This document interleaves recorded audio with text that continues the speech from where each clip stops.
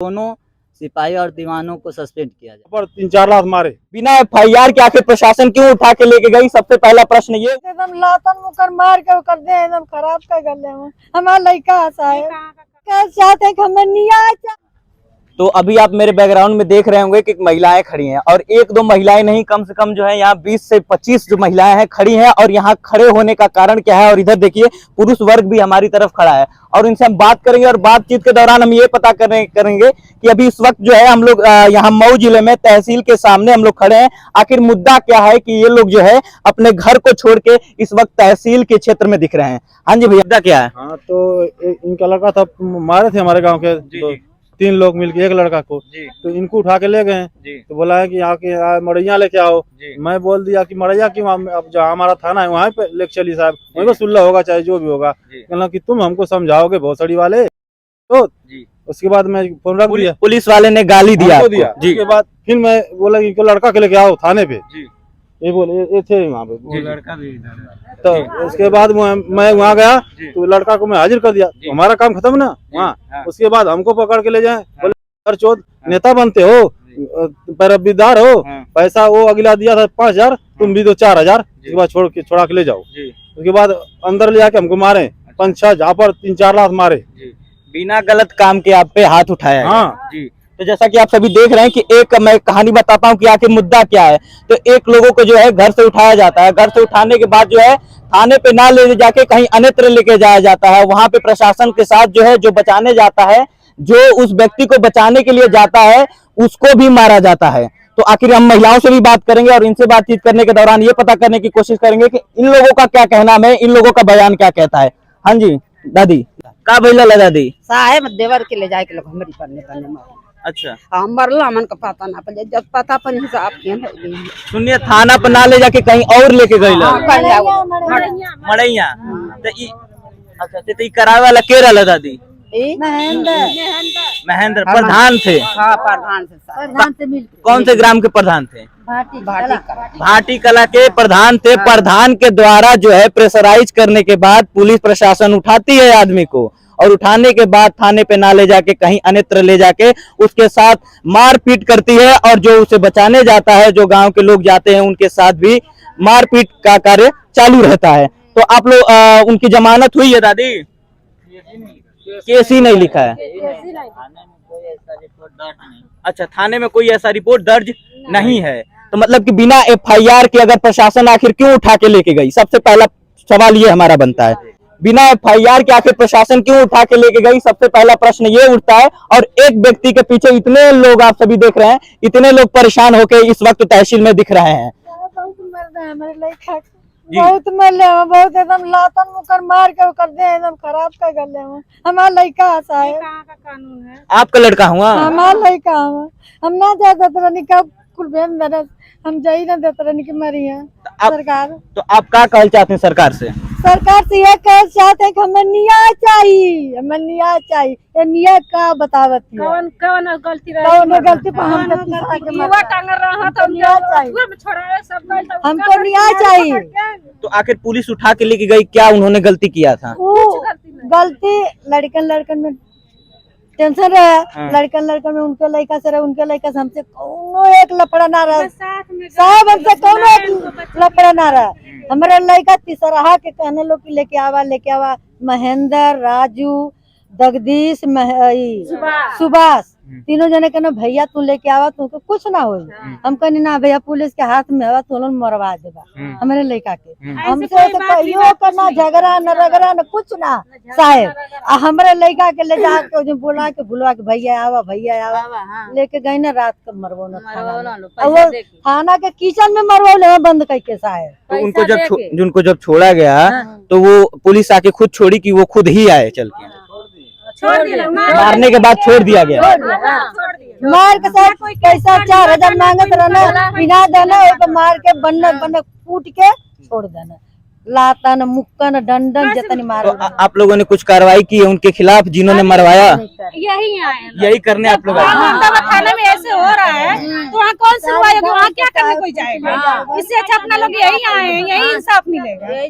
हाँ? देखिए जैसा कि ये प्रशासन की बहुत बड़ी कमी है कि बिना एफआईआर के किसी को उठा लिया जा रहा है और किसी प्रधान के द्वारा जो है प्रेशराइज करने के बाद उस व्यक्ति को बड़े ही बुरी तरीके से मारा जाता है। उसकी स्थिति बड़ी ही दयनीय हो जाती है।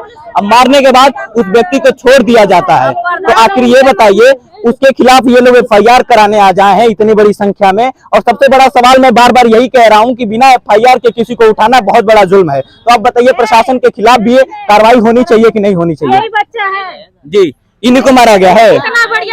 देखिए तो देखिए ये बच्चे के जो दो बच्चे आपस में लड़ाई कर दिए थे, इसी बच्चे को जो है बड़ी बुरी स्थिति से मारा गया है। ये देखिए तो कितने साल के हो बाबू? 14।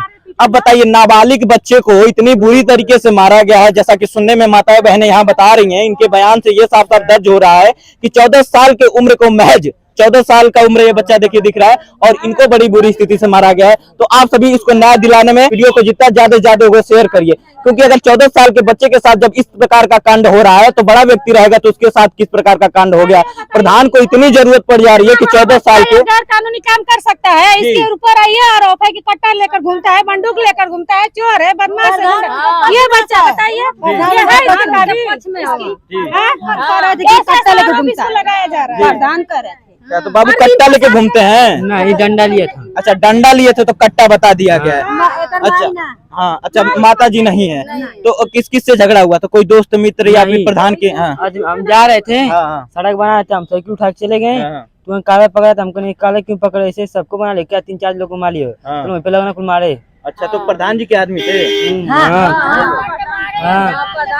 कटा के मिले दिवाली में। हाँ मतलब प्रधान जी के आदमी इनको नटई दबा के जैसा कल गला दबा के इनको मारा गया। लड़का 4 आदमी अकेले सभी लोग एफआईआर करने आ जाए। अच्छा तो आप लोग गए तो कुछ उनको मार रहे हैं, उनको ले जाकर उनको पीट रहा है, तो वहाँ हम लोग ने कोई एप्लीकेशन नहीं डाला है।